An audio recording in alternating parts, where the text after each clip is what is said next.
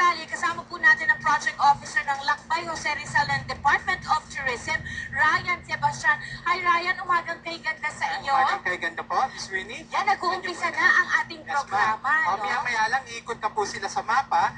So kung saan po nilagay na natin yung mga sites na may kinalaman o naging mahalaga sa buhay ni Kat Jose Rizal. That's right. At yung iba rito, nung nakita ko nga kanina na lumibot ako, napuntahan na rin natin.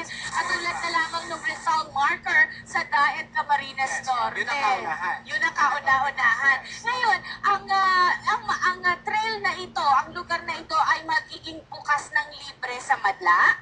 Opo. Meron lang ilan, katulad sa Intramuros, so talagang meron dong entrance fee. Okay. Pero ang iba naman po ay libre sapagkat ito ay either mga shrines ni Dr. Jose Rizal o mga parke Ay, oo na nagbibigay o naging bahagi ng buhay ni Dr. Rizal. At nabalitaan ko na ang mga pagkain na banggit natin na paborito ni Jose Rizal ay parte rin ng inyong proyekto na kulinarya. Opo, yung culinarya program natin naman pinopromote yung Filipino food. So siyempre, kasama rin ang pagpopromote ng mga naging pagkain ni Dr. Rizal. Ayan, sige, mag-imbita tayo. Teka muna sandali. Last na lang, Ryan. Yes. Ito ay bahagi ng selebrasyon ng 150th birthday ni Rizal. Yes. Pagkatapos nito, meron pa ba kaming maaasahan pa? Okay. Marami ho tayong programa para sa Lakbay Jose Rizal at 150. Pwede po kayong bumisita sa www.nhcp.gov.ph, Miss Winnie. Pero meron po tayo, pa-promote po natin yung Lakbay Jose Rizal at 150.